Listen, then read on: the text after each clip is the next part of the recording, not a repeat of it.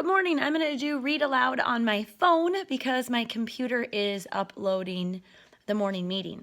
I found my Holes book. It was in my bag.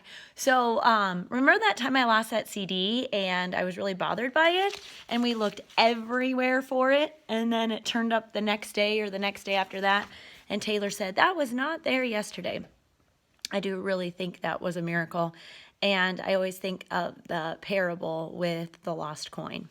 Chapter 35, Holes.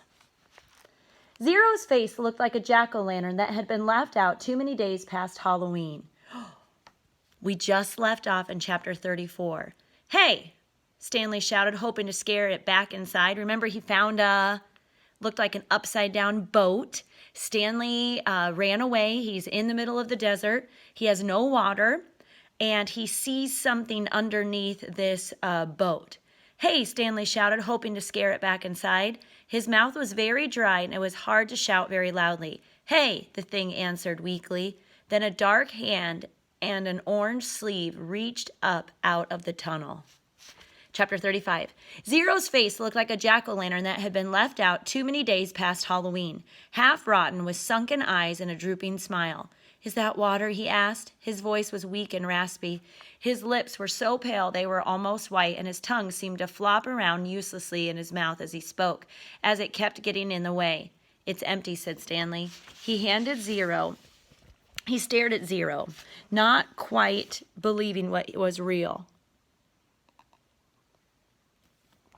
I tried to bring you the whole water truck, but, he smiled sheepishly, I drove it into a hole. I can't believe you're... Me either, said Zero. Come on, we got to go back to camp. Zero shook his head. I'm not going back. You have to. We both have to. You want some sploosh? Zero asked. What? Zero shaded his eyes with his forearm. It's cooler under the boat, he said. Stanley watched Zero crawl back through the hole. It was a miracle he was still alive, but Stanley knew he would have to get back to camp soon, even if he had to carry him.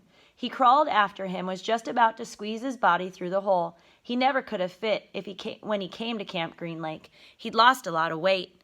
As he pulled himself through, his leg struck something sharp and hard. It was a shovel. For a second, Stanley wondered how it got there. Then he remembered that Zero had taken it with him after striking Mr. Pulowski.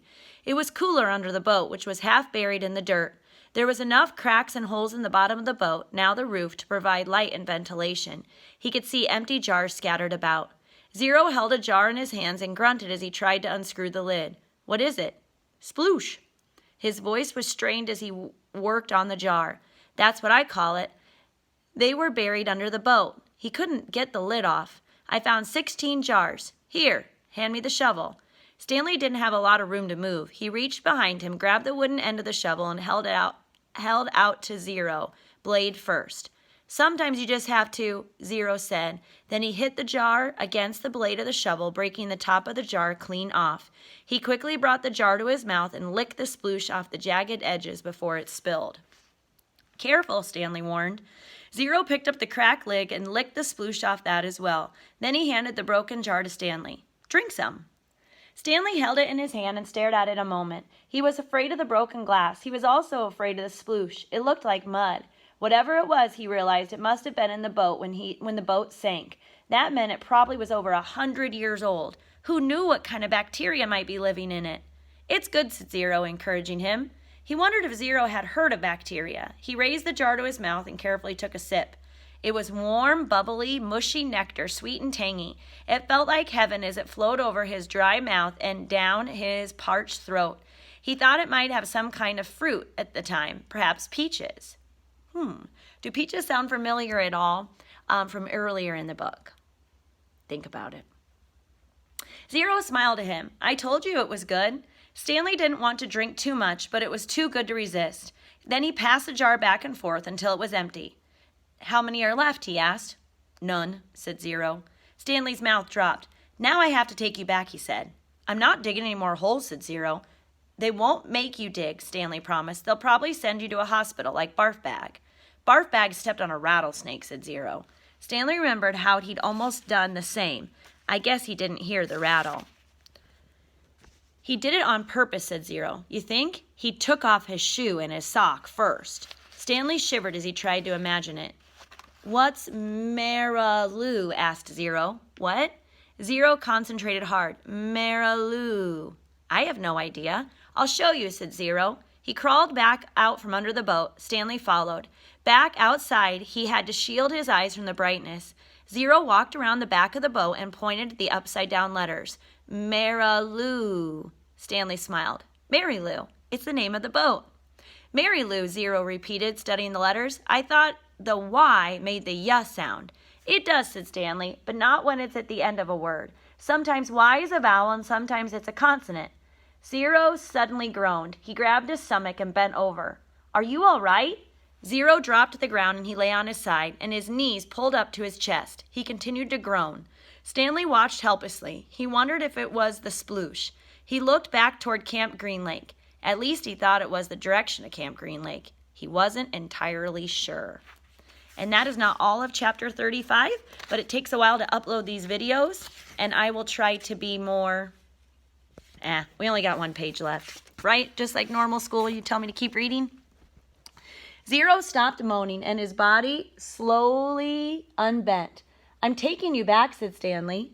Zero managed to sit up. He took several deep breaths. Look, I got a plan so you won't get in trouble, Stanley assured him. Remember when I found the gold tube? Remember I gave it to X-Ray and the warden went crazy making us dig where she thought X-Ray found it? I think if I tell the warden where I really found it, I think she'll let us off. I'm not going back, said Zero.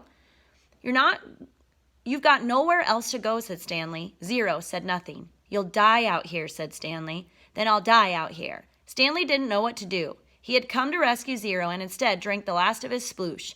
He looked off in the distance. I want you to look at something. I just want you to look at the mountain up there. See the one that has something sticking out of it? Yeah, I think. What does it look like to you? Does it look like anything? Zero said nothing. But as he studied the mountain, his right hand slowly formed into a fist. He raised his thumb. His eyes went from the mountain to his hand and back to the mountain. So what are they talking about, boys and girls? They're talking about, you're right, God's thumb. And remember, Stanley's great-grandfather found refuge on God's thumb. So, summarize from the chapter in your mind. Say who it was mostly about, what happened, and then where we know out in the middle of nowhere. So, enjoy. That was chapter 35.